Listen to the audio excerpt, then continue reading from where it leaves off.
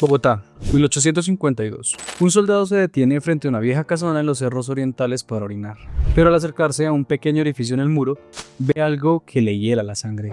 Una mano esquelética, pálida y agrietada, emerge de la oscuridad suplicando ayuda. Lo que él pensaba que era un fantasma, terminó siendo un secreto tan macabro que incluso 2 siglos después, sigue siendo una de las historias más oscuras de la historia colombiana. Hoy vamos a contarte el atroz caso de Trinidad Forero. Sin más, comencemos. El soldado Pedro Siachoque aprovechaba un permiso por buen comportamiento en una Bogotá que seguía teniendo más pinta de pueblo que de la metrópolis que es hoy en día. Caminaba por las faldas del Cerro de Guadalupe, que queda al lado de Monserrate para los desubicados. Se detuvo a miccionar cerca de una vieja casona que parecía sacada de un cuento gótico criollo. Según relatos de la época, tenía un aire colonial, con zaguanes oscuros donde la luz del sol pedía permiso para entrar. Era la típica casona que hoy en día llamaríamos patrimonio histórico, y para ese entonces se veía anticuada. Cuando estaba a punto de terminar, oyó suaves lamentos y sollozos que se combinaban con el aire de la naturaleza que lo rodeaba. Lo primero que le vino en la mente fueron los relatos como La Llorona o La Madre Monte. Nunca pensó que era un terror más terrenal y tangible. En una pequeña grieta de la pared de aquella casona, vio una extremidad que se sacudía. Al mirar por el hueco, esperando un espanto, divisó una mano esquelética de una palidez que parecía papel pergamino sobre huesos y a punto de rasgarse. Sus dedos sucios y agrietados se sacudían en el aire haciendo señas de ayuda. Y gracias que la joven pudo abrir un orificio por el lado de la pared, unos soldados que pasaban por ahí vieron su mano ensangrentada y la descubrieron. Aterrorizado, Siachoque y su compañero informaron a sus superiores.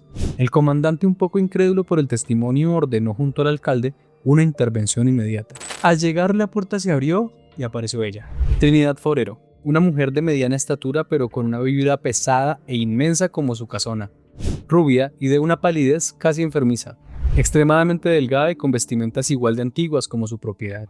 Los soldados entraron casi a fuerzas, ya que la mujer se negaba rotundamente mediante insultos pasivos y agresivos.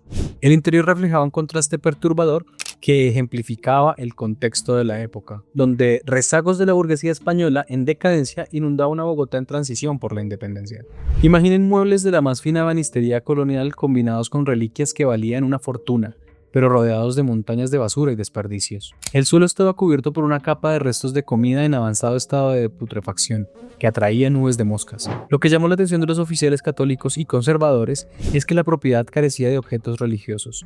Ni una mísera cruz se veía. Mientras los soldados avanzaban tapándose la nariz por el hedor, Trinidad no mostraba ni un gramo de vergüenza. Al contrario, caminaba entre la basura con la barbilla en alto, escupiendo insultos con una elegancia que resultaba aterradora. Los llamaba plebeyos, invasores y muertos de hambre, mirándolos como si ellos fueran la suciedad y no lo que ella pisaba con sus zapatos de cuero fino. Cuando los soldados llegaron a la alcoba principal, la cual tenía una cama llena de telas viejas y cortinas que olían a humedad, descubrieron un muro de adobe que lucía sospechosamente nuevo. En ese instante la dama desapareció y surgió la fiera. Trinidad se plantó frente a la pared con un palo de escoba y unas tijeras. Tenía los ojos desorbitados y la voz quebrada por la furia, amenazando con apuñalar al primer hombre que se atreviera a tocar esa pared.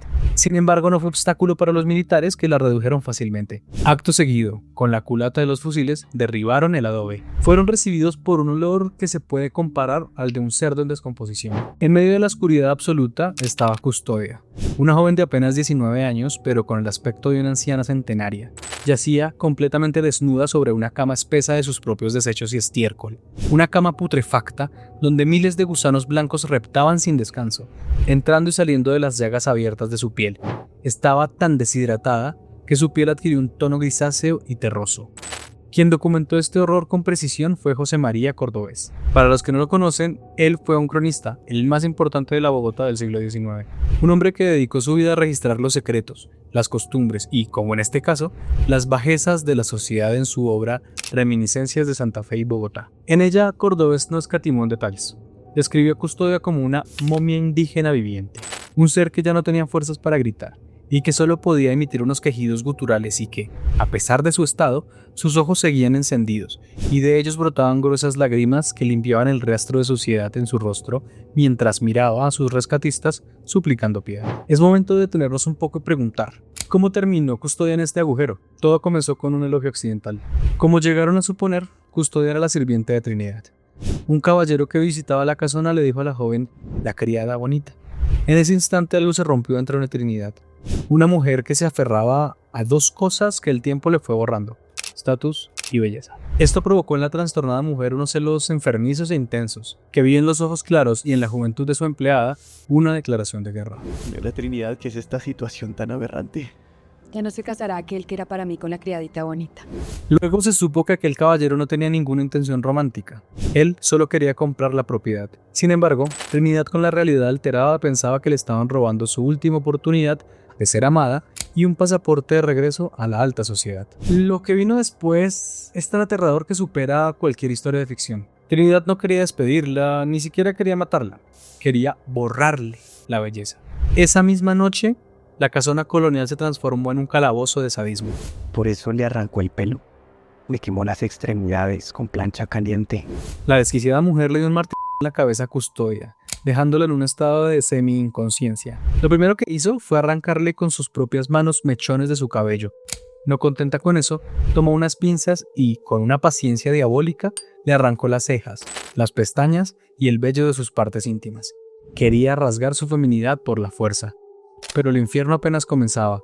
Buscó unas tenazas de hierro que se usaban para reparar calzado y, una a una, le extrajo todas las muelas y los dientes, rompiendo el hueso de la mandíbula en el proceso.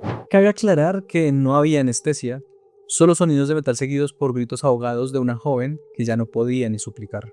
Con una navaja de afeitar le amputó las orejas. Para parar el sangrado, tomó una plancha de carbón al rojo vivo y la pasó por sus heridas, para luego pasarla por su vientre y sus pezones.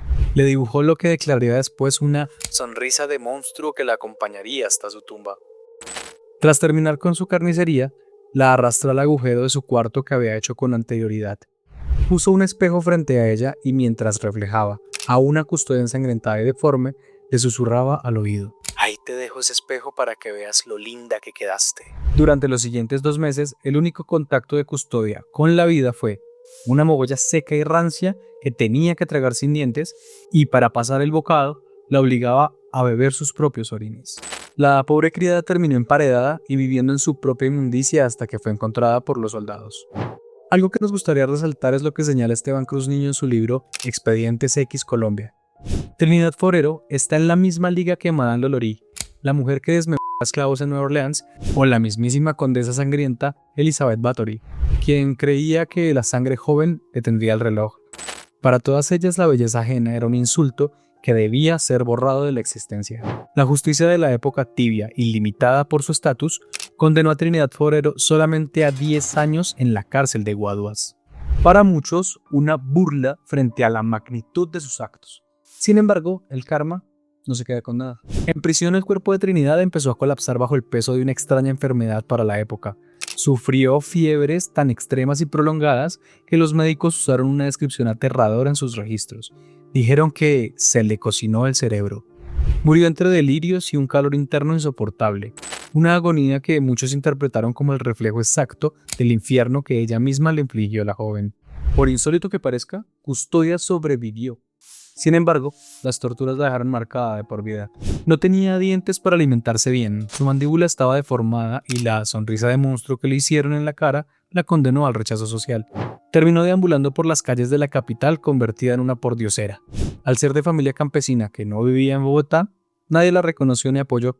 Se dice que caminaba por las calles ocultando su rostro desfigurado tras un trapo viejo, mientras la gente le lanzaba monedas por lástima, o peor aún, cruzaba la calle para no verla. Murió años después en la indigencia absoluta. Esta fue la desgarradora historia de Custodia a manos de Trinidad Forero. Después de escuchar todo lo que hizo, ¿crees que el destino fue justo con ella o su condena se quedó corta? Los estaremos leyendo en los comentarios. Como ven, este es un formato distinto. Esta es la primera vez que me ven en cámara y decidimos profundizar en este caso que apenas mencionamos en el Iceberg de Colombia, porque es tan cruel e impactante que merecía su propio video. Si les gusta este nuevo estilo, más cercano y detallado, denle un buen like y suscríbanse. Eso nos ayuda a saber que vamos por buen camino. ¿Qué les parece el formato? Los leeremos para seguir mejorando. ¡Feliz noche!